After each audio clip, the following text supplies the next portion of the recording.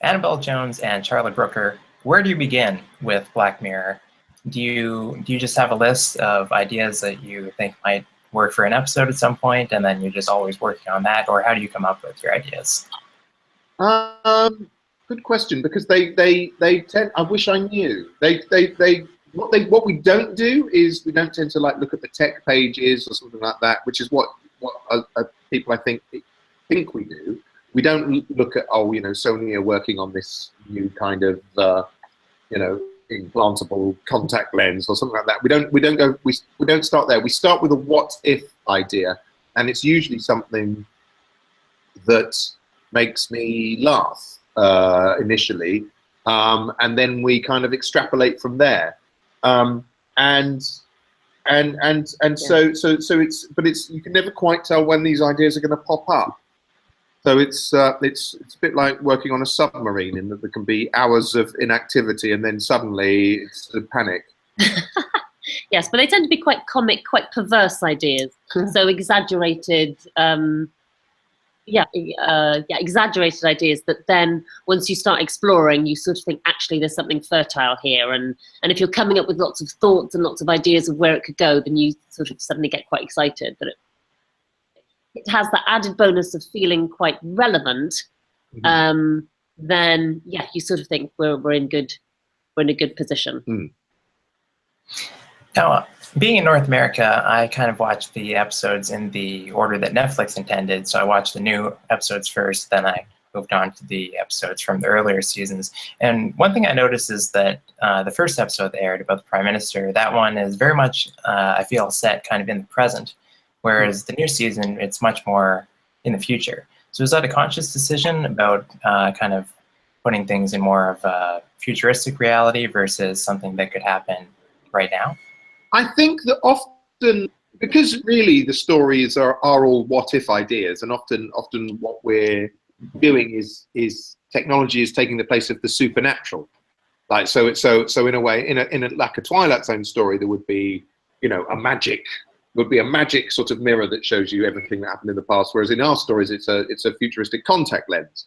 And so by its very nature, because a lot of that technology isn't actually available yet, we'll set things in the near future.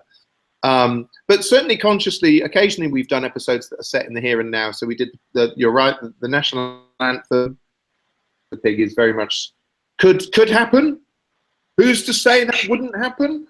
And then we did there's an episode, Shut Up and Dance, in the third season that again has no sci-fi element, but is very much set in here and now. So we like to every so often do that just to keep things fresh. But then there are episodes that appear or are deliberately set to fuse in the future, like Nosedive, but the themes and the ideas that we're playing with are very contemporary. So the idea of status anxiety and sort of fixating on social media and, you know, your personal projection of yourself, those all feel very contemporary. So the setting of the episode is a slight MacGuffin.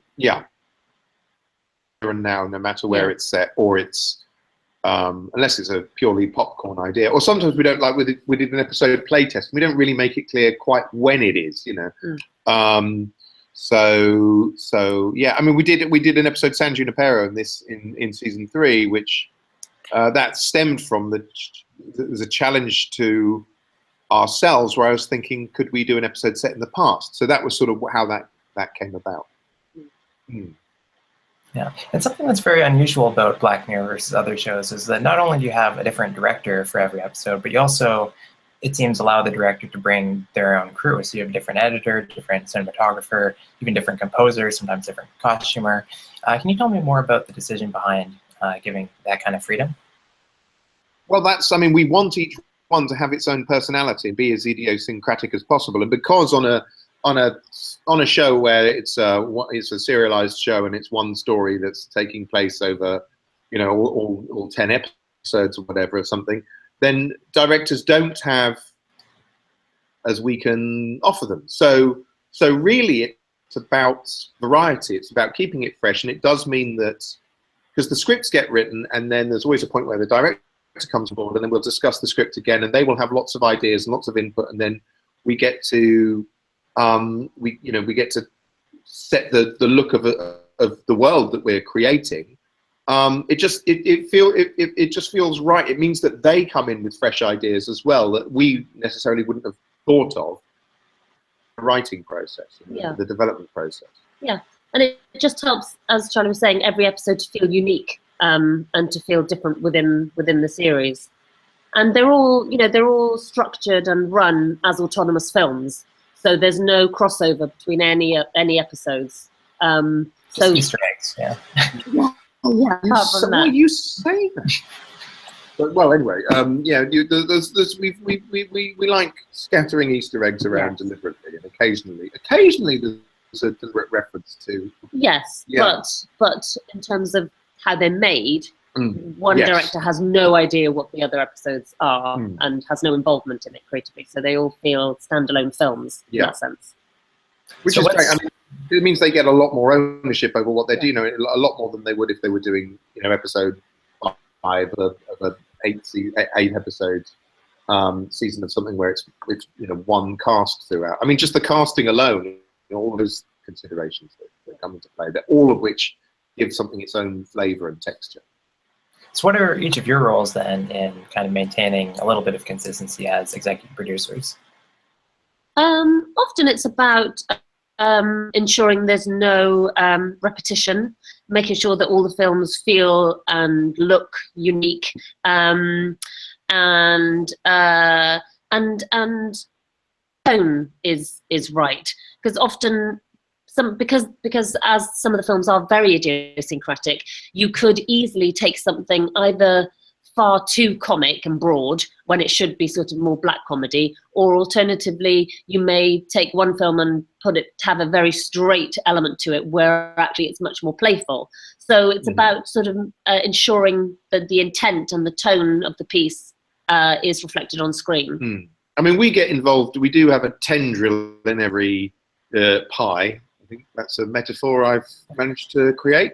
We get very involved in the look and the feel of we're across all the sort of castings, all the decisions that go on, and also because we know we have a shorthand now, having done so many of these stories, we will know technically how to help with the logistics of if there's like POV shots from, there's often sort of quite a lot of technical stuff going on in the stories we're trying to tell. So we got involved a lot in that, and the product design. A lot of it is actually product design, because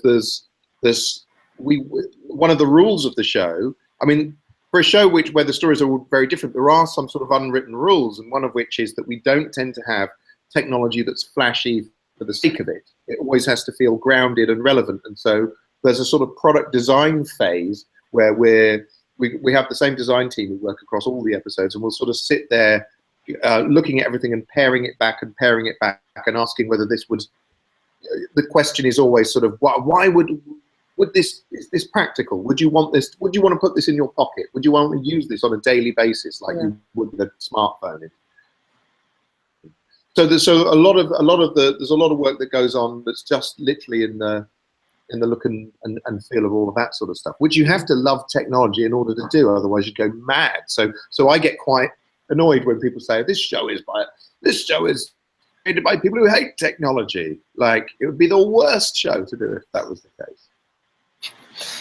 And with having like a different crew every episode, what differentiates you guys at the Emmys, which is what we're here for, is it means that you can actually submit kind of like every episode.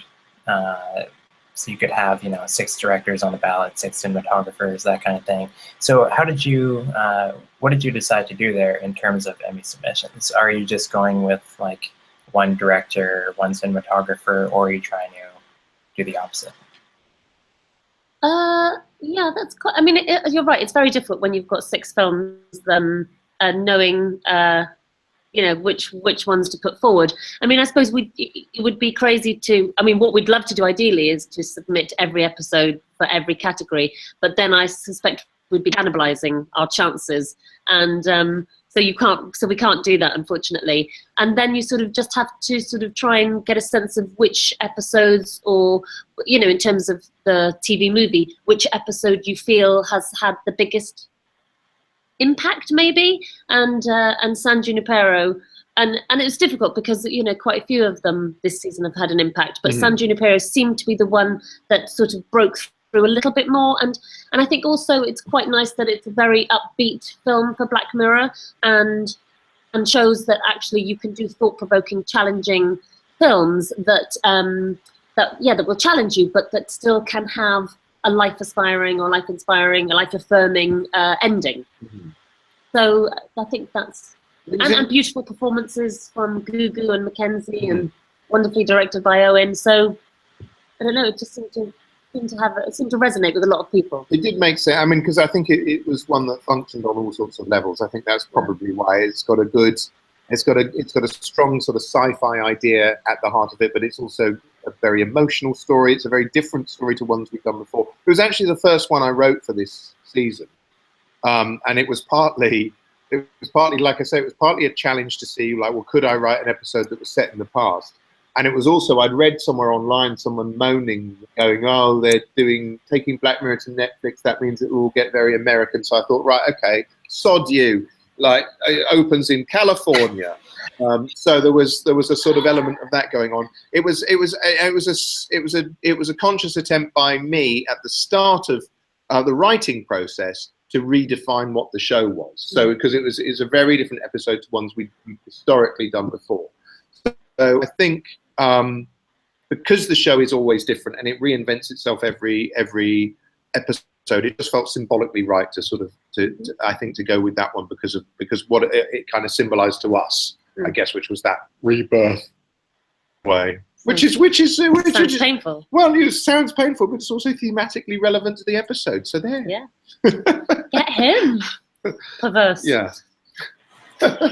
It's funny you say you didn't make it American, but I never heard "sod you" in the new episodes. What's that? Or just that expression you just said, you know, "sod you." Oh, sod you. Yeah. Oh, yeah. sod you. Yeah. No, you know what we do sometimes. We really one thing that's happened is because for this season, it's the first time I've written episodes with American characters or characters who weren't British, basically, within the show. And sometimes there's a really good about all their feedback is always really helpful and positive, and it's never prescriptive. And one thing that's just on a very practical level really useful is sometimes they come back and say, well, Americans don't use this phrase. You know, like I'd have written in something like a word like fortnight, which the Americans don't. It sounds like something from Game of Thrones to them. Yeah. And apparently people don't say "cor blimey" either. Here's governor. Yeah, like we all do all the time in London. Would you say that is the biggest change then, moving to Netflix from Channel 4? We're aware it's a bigger canvas. Really, they've been very, very... it's kind of hands-off but engaged, if that makes sense. So very supportive, very intelligent feedback we always get. They've got opinions on everything, but it's never prescriptive and it's always well thought out. I mean, we're sitting in Netflix's offices, so we have to say that. I'm saying all of this. Please send help.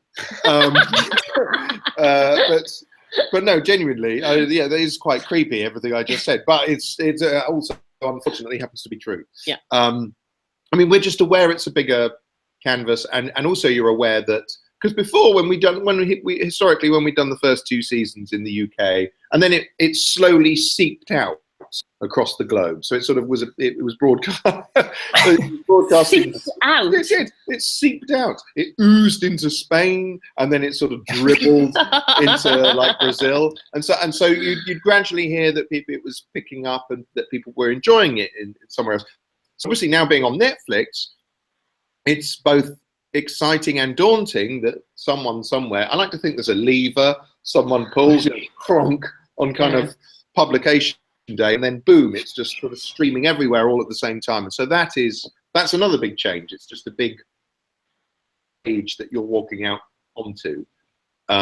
So that's different. Yeah, and creatively you can suddenly you're more justified in setting stories outside of the UK. Mm-hmm. So if it feels right for the story, like it did with San Junipero, we can set it in America. Yeah. Whereas that might have been an odd thing to do if you were doing it purely for a British market audience. That's true. And Netflix originally commissioned 12 episodes for the 3rd season, and then later that was split into the 3rd and 4th seasons. So where? Oh no. No, that was always basically the first. That was always for 2 seasons of 6. All right. Yeah. They just weren't sure how they were going to divvy it up. Is that a British thing? Divvy up, divide up. Yeah. All right. So where are you with season 4 then? We are in the stage of we're shooting at the moment the 6th one. Whether it will be the 6th one in the order that we tinker about with the order in which they go up. So we're shooting the 6th one at the moment. So we're on the home stretch in that respect, although there's still a lot to do. There's a lot of special effects and stuff like that to look at, grades and dubs and blah blah blah, with all the other ones. But there's some we're seeing some daylight. Yeah. Now, aren't we? But they're looking really good. I was quite, because we were, I hope it doesn't sound arrogant, we were quite pleased with how the last season turned out. So there's that worry that you come to do another one, you sort of go, especially with an anthology with, them all being different ideas, you sort of go, oh my God. But I think I'm really pleased. There are lots of different ideas, and some probably our most ambitious idea, one of them, and visually very different. So I think we will keep surprising people, which is nice. Hopefully. Yeah. Yeah, if there's approval from the people who made it, that's a good sign. Oh, yeah, I think so. Hope so. Yeah. I'm always slightly terrified. I'm always the one I'm the neurotic worrier. Yeah. Generally, aren't I? In the setup. That's part of my. That's your job. That's my job. Yeah. Yeah. All right, and going back to the Emmys, what you guys have done this year with your submissions is something that kind of awards fans we've never seen before, which is where you have a full season of episodes that you're submitting across, all the various categories. But then instead of submitting as a limited series like other anthologies are doing, you're kind of ignoring all your other episodes and just submitting one as a movie. So was that a decision that you had to appeal to the Academy, or? Oh, I think we're probably different in that maybe the other limited anthologies you're talking about are series anthologies rather than pure anthology where every single episode is different. Is that right? Yeah, that is different. Yeah. So in that sense, it's very odd to be able to compare 2 different forms where essentially we are a collection of films, all standalone with no continued character or plot or anything, with the crafted series that's a long form, albeit limited series. And it's a fascinating show in many ways, in that no 2 people can ever agree on which ones they like. Basically, I've heard every single one of them described as the best and the worst. So yeah. So we couldn't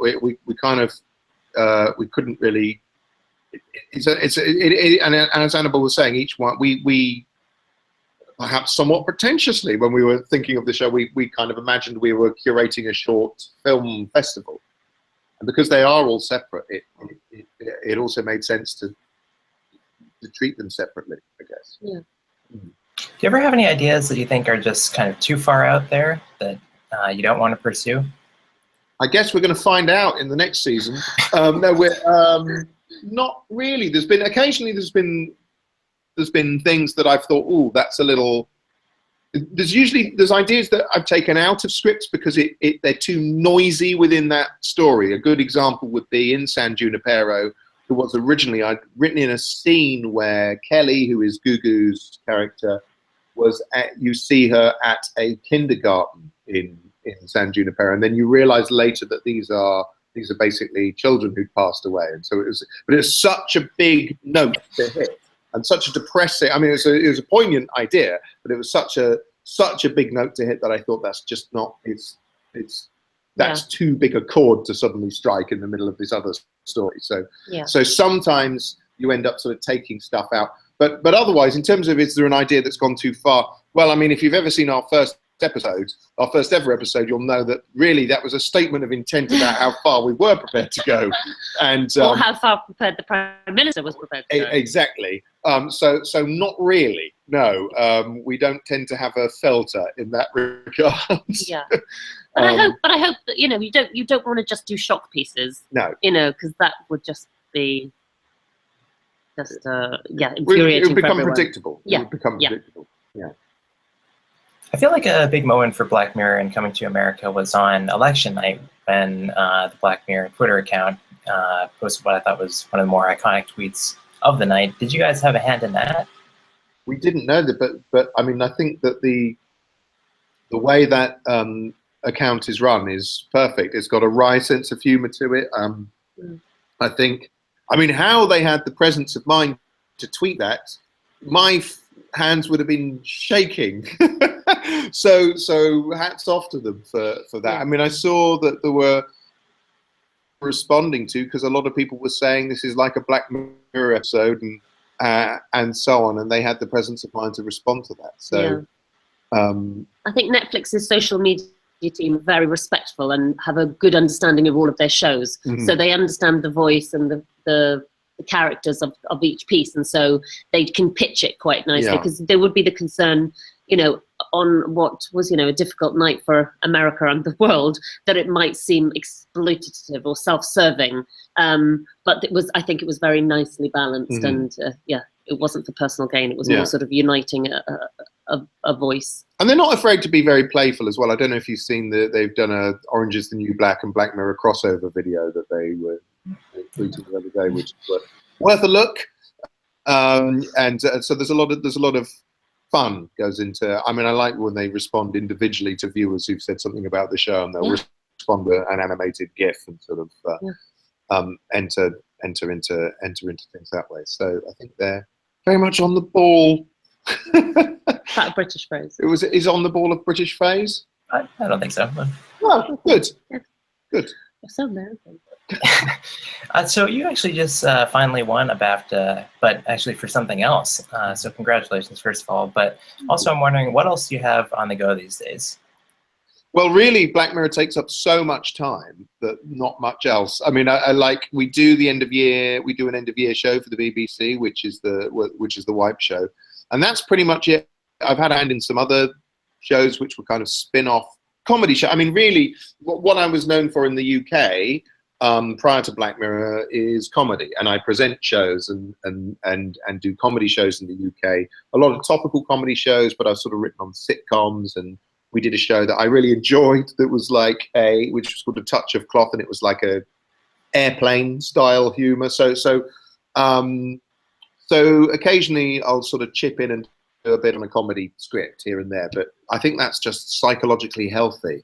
When you're doing a lot of harrowing Black Mirror stuff, it's good to They're not all harrowing. No, I know, but I mean, no, we've done warmer ones basically as well. But sometimes we haven't done like one that's just dumb, stupid and dumb. And every so often I like to do something stupid and dumb.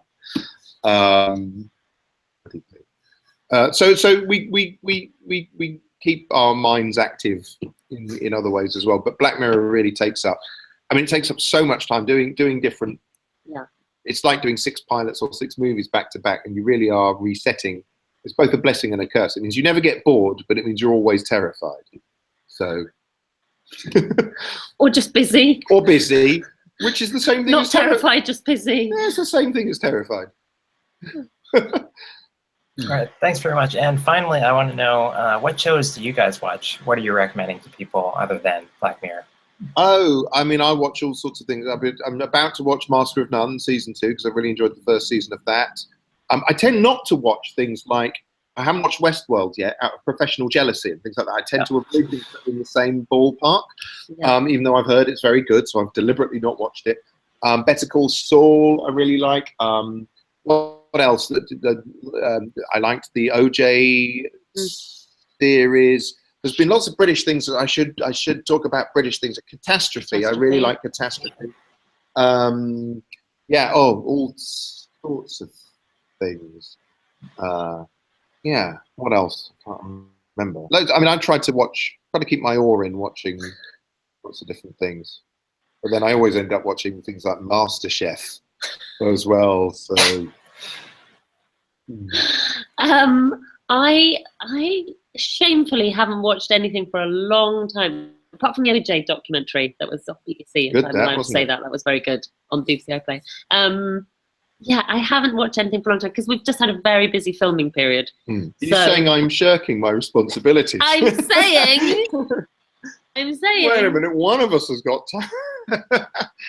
Yeah. I've got a lot of things to catch up on. That's what I'm going to say.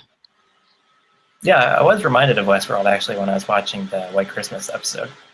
Really? Oh, White Christmas was first. Yes. All right. Thanks very much, and good luck at the Emmys. Thank you. Bye. Bye-bye.